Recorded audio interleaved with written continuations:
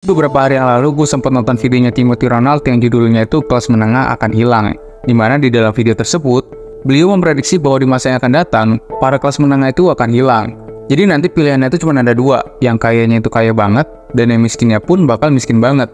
Jadi nggak ada lagi tuh kaum nanggung yang dibilang miskin enggak, dibilang kaya juga enggak. Sebenarnya yang dijelasin sama beliau itu memang logis dan masuk akal kalau kita lihat secara futuristik.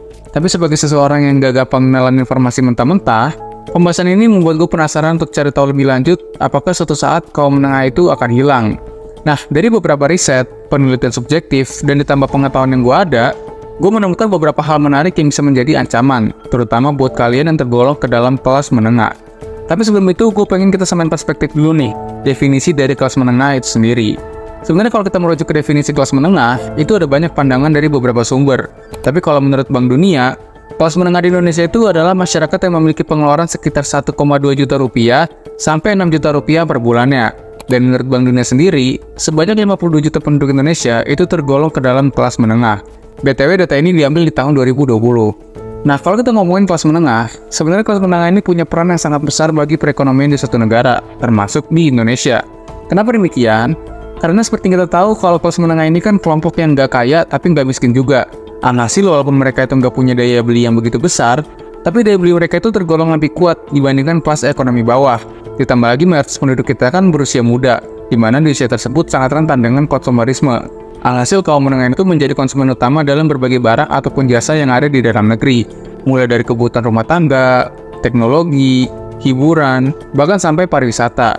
Nah, karena mereka itu jadi konsumen utama dalam negeri, otomatis mereka itu punya peran yang besar dalam menggerakkan ekonomi dalam negeri. Selain kaum menengah ini bisa jadi konsumen utama untuk produk dan jasa, kaum menengah juga punya power untuk mengakses beberapa instrumen investasi, misalnya kayak saham. Nah, karena mereka itu punya akses dan kemampuan untuk berinvestasi, maka mereka itu bisa menyumbang likuiditas dalam instrumen investasi. Dan dampaknya ketika banyak likuiditas di pasar modal negara kita, ini menarik perhatian investor asing untuk suntik modal ke perusahaan-perusahaan di Indonesia. Jadi nggak bisa kita pungkiri nih bahwa kelas menengah ini punya power yang besar dalam perekonomian di negara kita. Nah, tapi walaupun kaum menengah ini punya peran yang besar, tapi lo tau nggak sih kalau Indonesia itu masuk ke dalam middle income trap, di mana negara kita itu berhasil mencapai pendapatan menengah, tapi kita tuh nge-stuck dan nggak bisa keluar jadi negara maju. Karena syarat kita untuk keluar dari middle income trap ini kan pertumbuhan ekonomi kita harus didorong 6-7%. Sedangkan dalam beberapa tahun ini pertumbuhan ekonomi kita itu cuma berkisar 5%-an. Nah, mengingat kita ini menuju Indonesia Emas 2045 yang digembor-gemborkan banyak orang, pasti kita mau kan negara kita itu keluar dari middle income trap dan berhasil jadi negara maju sebelum 2045. Dan dari pengamatan yang gue lakukan, Indonesia itu sebenarnya bisa keluar dari jebakan pendapatan menengah.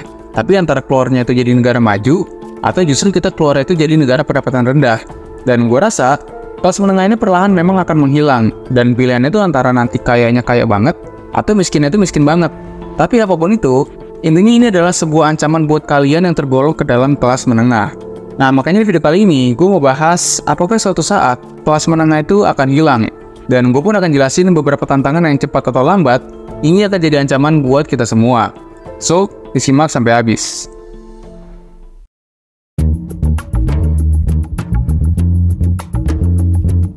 Ketika kita membahas keadaan ekonomi, hal ini sangat berkaitan dengan yang namanya kebijakan yang dibuat sama pemerintah. Nah, kalau kita lihat belakangan waktu ini, pemerintah kita tuh sering banget mengeluarkan kebijakan-kebijakan ataupun statement yang dirasa nggak sesuai sama kemauan masyarakat. Bahkan saking banyaknya kebijakan-kebijakan yang dirasa nggak pro ke rakyat, banyak masyarakat kita tuh yang memberikan kritik ataupun hujatan ke pemerintah. Dan biasanya dari kebijakan-kebijakan yang ada, ini tuh banyak dirasa akan memberatkan kelas menengah. Karena kelas menengah ini kan ibarat kelas yang nanggung. Dibilang miskin enggak, dibilang kaya pun juga enggak. Jadi perhatiannya kayak spesifik gitu.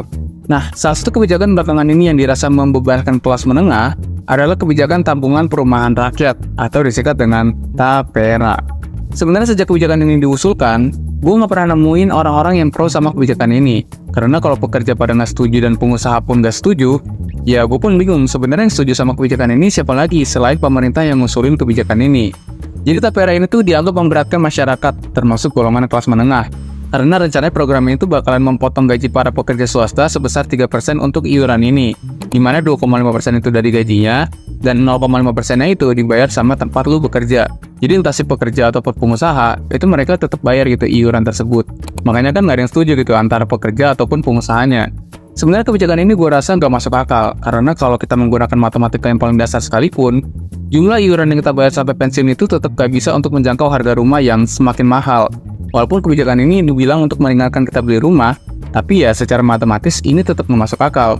Kenapa gue bilang kebijakan ini bisa memberatkan kelas menengah? Karena dengan adanya kebijakan Tapera ini, masyarakat kelas menengah itu jadi nambah beban baru. Padahal tanpa adanya Tapera pun, kelas menengah ini udah dibuat susah sama kenaikan harga barang yang cenderung nggak sesuai sama kenaikan upah mereka. Kalau gue lihat dari websitenya IDX, rata-rata kenaikan dari upah pekerja swasta itu sekitar 3,6%. Yang mana kalau kita bandingin sama real inflasi yang terjadi, itu jauh banget perbandingannya. Gue pernah bilang ya di video yang lama, kalau kita tuh mau tahu real inflasi yang terjadi, itu kita nggak bisa cuma lihat data yang dikasih sama pemerintah. Tapi coba lu pergi ke pasar dan bandingin harga bahan pokok tahun lalu sama tahun ini tuh kenaikannya udah berapa persen. Itu baru kenaikan bahan pokok doang loh. Sekarang coba lu lihat biaya kuliah yang semakin tahun selalu ada berita kenaikan biaya kuliah. Dan gue yang gak habis pikir sama pemerintah tuh ada dua. Pertama, dia bilang kalau kuliah itu tersier alias gak wajib. Ya memang pendidikan lanjutan itu pada dasarnya pilihan. Tapi sebagai pemerintah, mereka tuh gak layak untuk bilang begitu. Kalau misalnya nih, gue sebagai warga sipil ngomong kalau kuliah itu gak wajib, ya itu masuknya jadi opini. Lu mau terima silahkan, gak terima sama opini gue pun bukan kesalahan gue, karena gue bilang apa adanya aja. Tapi kalau pemerintah ngomong kuliah itu gak wajib segala macem, itu seolah-olah kayak pemerintah tuh pasrah gitu sama keadaan yang ada. Padahal kan rakyat itu mengaji pemerintah untuk mikir solusinya, bukan pas udah naik tiba-tiba bilang kalau kuliah itu gak wajib. Lagi pula gimana gak wajib gitu? Orang mau lamar kerja aja sekarang minimal harus S1 ya kan? Jadi kayak soal kuliahnya itu gak wajib, tapi S1-nya tetap wajib. Nah bingung kan? Dan yang kedua, gue gak habis pikir pemerintah itu malah ngasih solusi untuk mahasiswa itu berhutang untuk biaya pendidikan. Gue yakin pasti banyak di antara kita yang ngambil kuliah tuh untuk jadi jembatan kita ke dunia kerja. Karena memang syarat worker di negara kita tuh masih banyak yang syaratnya harus kuliah S1. Sekarang coba lu bayangin kalau lu kuliah pakai utang, ketika lu lulus, lu langsung cari kerja kan? Dan ketika lu kerja, gaji yang lu dapat itu langsung dipotong untuk bayar utang pendidikan. Jadi kayak kita itu mau nggak mau harus kuliah untuk pekerjaan, sedangkan gaji didapat dari kerja nanti, itu dipotong sama utang pendidikan. Makanya gue rasa nggak heran kalau banyak orang merasa bahwa kuliah itu scam ketika lulus kuliah tuh tapi masih mikirin utang pendidikannya. Jadi ini tuh ngebuat kayak kita terpaksa masuk ke dalam sebuah sistem yang pada akhirnya menyengsarakan diri kita sendiri. Dan ini menyebabkan banyak orang jadi susah untuk naik kelas sosial, karena baru mau naik dikit aja udah ada gangguan ini itu. Sebenarnya ya memang sih kita nggak bisa gitu cuma menyalahkan faktor di luar kendali kita kayak kebijakan pemerintah. Karena yang punya kekuasaan itu pasti punya kendali. Tapi ini jadi gambaran kalau kita nggak ada pergerakan apapun dan cuma ngandelin kebijakan pemerintah, ya bersiaplah kelas menengah ini akan hilang. Sebenarnya keadaan ekonomi kelas menengah ini makin diperparah dengan maraknya judi online di negara kita. Bahkan kalau menurut data dari PPATK, perputaran uang judi online di negara kita itu sampai 327 triliun rupiah. Dan karena banyak uang berputar di judi online, alhasil ekonomi kita tuh jadi mandek. Dan ujung-ujungnya, satu negara tuh kena semua sama masalah ekonomi yang terjadi karena judi online ini.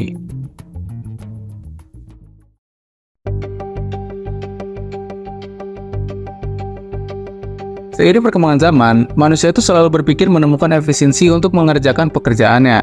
Karena pada dasarnya manusia itu selalu ingin menemukan otomatisasi yang pada akhirnya itu bisa meningkatkan produktivitas pekerjaannya. Nah, salah satu hasil berpikir manusia dalam menemukan solusi tersebut, kita bisa lihat beberapa teknologi baru yang perlahan bisa menggantikan pekerjaan kita sebagai manusia.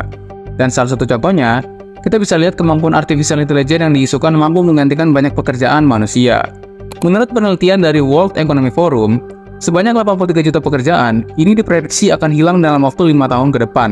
Bahkan kalau menurut gue pribadi ya, ini tuh bisa datang lebih cepat dari yang kita bayangkan. Logikanya gini deh, kalau misalnya nih, lu punya usaha dan ada teknologi yang bisa menghemat pengeluaran lu, tapi teknologi ini tuh justru bisa meningkatkan bisnis lu.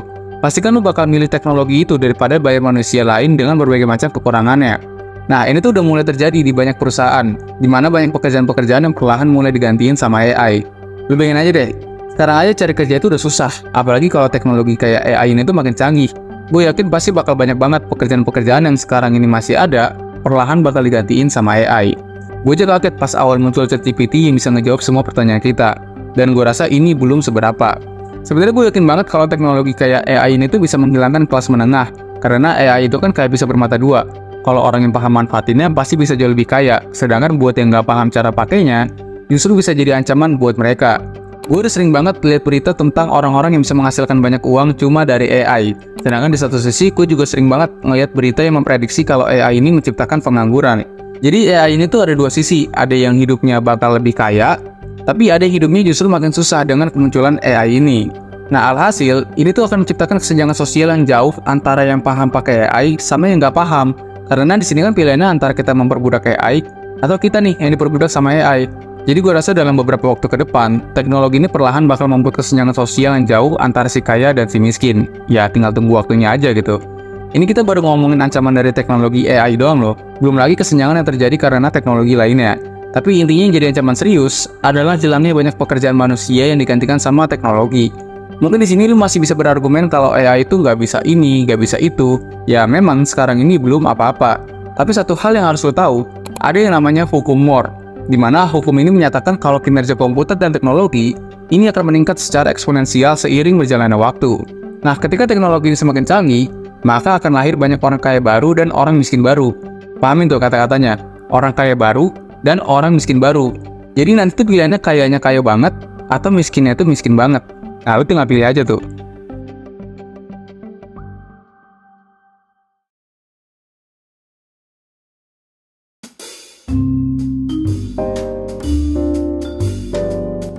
Kelas menengah ini bisa dibilang kelas sosial yang kasihan, karena perhatian pemerintah ke kelas menengah itu nggak sespesifik kayak kelas atas atau bawah.